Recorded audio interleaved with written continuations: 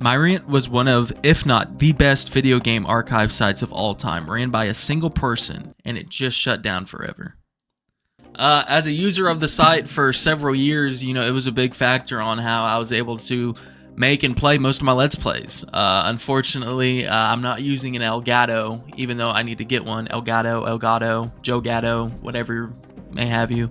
But yeah, I've been using this website to get most of my games, and recently, it has shut down.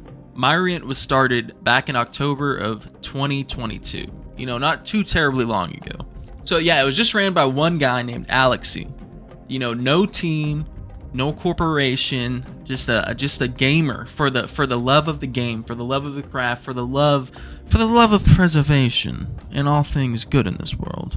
By the time of its demise, Alexi had up to 390 terabytes of video game archives, everything you could think of from, NES to Xbox 360. He really had it all. Everything up until, I don't think the whole lot of new stuff was up on there, but a lot of retro classic video games, whatever you might want to call it. Yeah, and for anyone wondering, this wasn't just somebody who had it out for all of these companies who just had a love for piracy. A lot of people, especially gamers, or, if you consume media in any type of way, you've probably found yourself doing some things that you're not so proud of. Took a lot of turn. And yeah, a lot of companies or corporations, they will re-release, a lot of their more popular brands or franchises. But, if you're a fan of anything from Viva La Bam,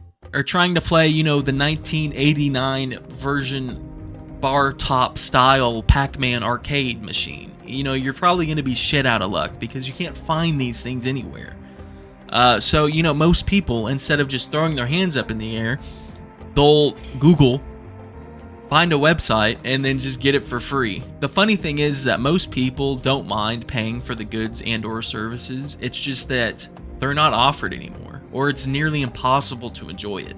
Like, yeah, I could go to any local used video game store and buy a PlayStation 2 and a copy of Star Wars Battlefront pretty easy, right? But not only does that not support Sony or Star Wars or whoever the fuck, you're really just putting more money into resellers' pockets. I don't even mean resellers in a bad way necessarily. I go to vintage stock, I go to used video game stores, I buy, I sell. I mainly buy.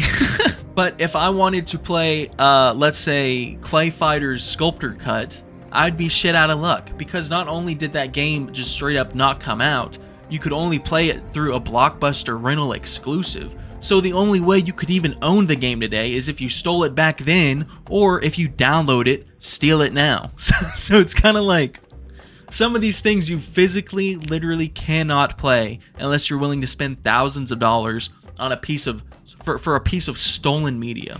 Long story short though, Myriant was a place to do that. It was beautiful. And that leads me into my next topic for discussion. What made this site so beautiful, so accessible, so nice, there were no ads. You hear that? In 2026, 0 ads. And get this. It didn't ask you for anything. Didn't ask you for an email. Didn't ask you for a login. Didn't ask you to create a username. Didn't ask you for nothing. It was as simple as clicking, typing in the website, finding whatever game you wanted, downloading it, and letting it rip. Having the time of your life. Starting a YouTube channel, damn it. Just find whatever game tickled your fancy in this extensive library of, again, 390 terabytes of backups of video games. And especially to you youngins out there, 390 terabytes of retro video games. I know that sounds like 2 copies of NBA 2K or Fortnite, but that was entire libraries of everything. That was the entire library. Not only entire libraries of every region. You could get Japan, Europe, whatever the hell. Wherever you came from, wherever you go, whoever you fuck on Cotton Eye Joe, you could play the game that suited your needs. And although it was only hosted by one person, Alexi, anybody could contribute. If you had a rip of a game, you could upload it, kind of like LimeWire-esque. There was a little more verification going on, but yeah, it's not like Alexi had access or was scrounging the internet for all these files himself. So it was sort of a community as well. You know, anybody could participate and upload what they wanted to see preserved. The immense library and lightning-fast download speeds made Myronet pretty popular pretty quick. And it sounded too good to be true, and eventually it was. As the site grew, so did the amount of traffic, you know, naturally. But when you have so many people downloading so much information from your site, that quickly adds up. And you will quickly find yourself needing more equipment, more time, money, energy, resources, just going into this thing, especially when it's almost 400 terabytes of information that people are constantly downloading and sharing information to. Alexi even stated towards the end of the site's life that he was paying up to $6,000 a month just to keep the site live and running. On top of high traffic, some other sites and torrenting platforms would create a paywall around Myronet. So essentially they would give everything Myronet had to offer, but for a fee. So they would essentially prey on people that didn't know you could just get this stuff for free and say, hey, for $10 a month, you pay me, and you know, they'll set up a fake little website, but essentially it's just stealing everything from Myronet. And nobody knows other than the people pirating. So he's getting no funds or recognition or any donations from that traffic at all. Not to mention AI and just modern day, everything needs computer parts, driving the price of basically every computer component, from fans to CPUs, GPUs, motherboards. Basically everything you needed to keep this site running now costed tenfold. And it just quickly added up. All of these factors played a huge role into the closure of Myronet, but like Alexi stated, the biggest contributor was just lack of funding. You know, at the end of the day, the site could be as big as it could have been if people continued to support. You know, money wouldn't be an issue if money wasn't an issue. No one donated, and with no donations, you can't expect just an average Joe with a passion to fork over $6,000 minimum a month just to keep this site running for essentially no reason. You know, because he already has all the files. He's just doing this for, you know, out of the goodness of his heart. You know, for the love of the game, like I said, for preservation's sake, for gamers' sake, for Papa's sake, for Christ's sake. Can I get an amen? So all that being said, Alexi put an announcement up on the website that it would effectively be shutting down on the 31st of March, 2026. All is not completely lost though. Once Alexi made this announcement, I'm sure he got more traffic than ever, which probably just put him in even more debt, unfortunately.